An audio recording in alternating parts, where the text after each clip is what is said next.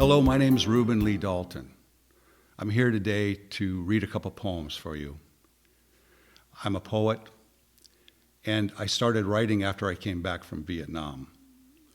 What I want to talk about today is that how young I was when I joined the military in 1960.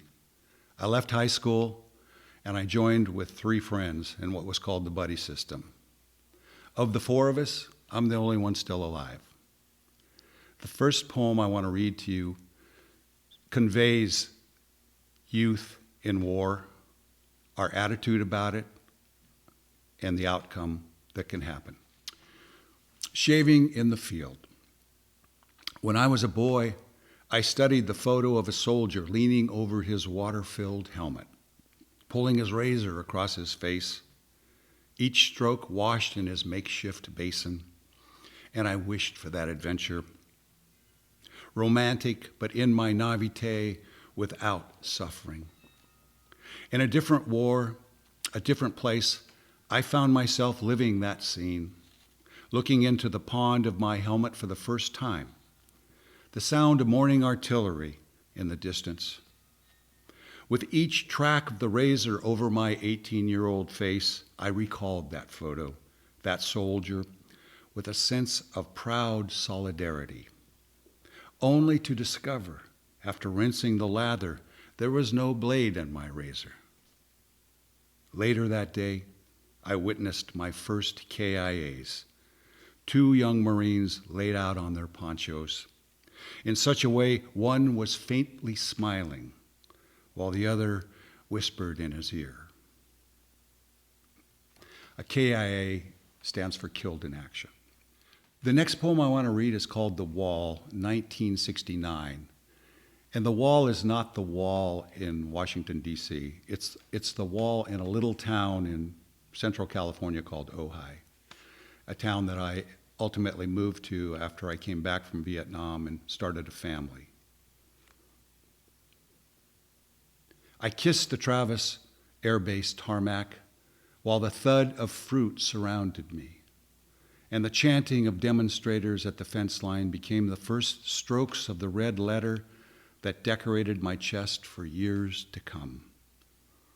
After 14 months and a 14-hour flight, division was everywhere, even in the streets of small-town Ojai. The peaceniks camped on the Libby Park wall, took their stand against the war, while across the road, the city fathers and cowboys frequented the Hub, the only bar in town. The badgering and cursing lobbed back and forth across Ojai Avenue like a tennis ball, but with ill intent. And the networks, in technical, spared no detail, the red and green of blood in the jungle, the clubbed heads of demonstrators, the provocateurs with their Molotovs and broken glass. From one televised segment to the next, the layers of violence were peeled away nightly, like an onion, but no tears, just seeds of guilt. Marines to be medevaced, anti-war soldiers standing against nightsticks, and the anger of the riot squad. We marched in uniform against the war, against our fathers who called us traitors, we who knew the senselessness taking place, yet still felt the shame in turning our backs on our government. In a dream, Sergeant Purcelli stands on crutches, singed and still smoking from the rocket that took his legs and his sight, and urges me to go back with him. Corporal, get your gear. This time we'll get it right. 4th of July, years later, I watched the parade coming through our town with my 5-year-old son, standing where the Libby Park wall used to be, blown up by the patriots during the war. When the veterans marched by, a ragtag mix of lost souls to my eye, a pint sticking out of the leader's jacket pocket. My son wants to know why I'm not marching. Across the parade, the cowboys and bikers exit the Hub, cheer loudly, almost as if mocking the vets as they pass by. How do I explain to my boy I'm not ready to celebrate?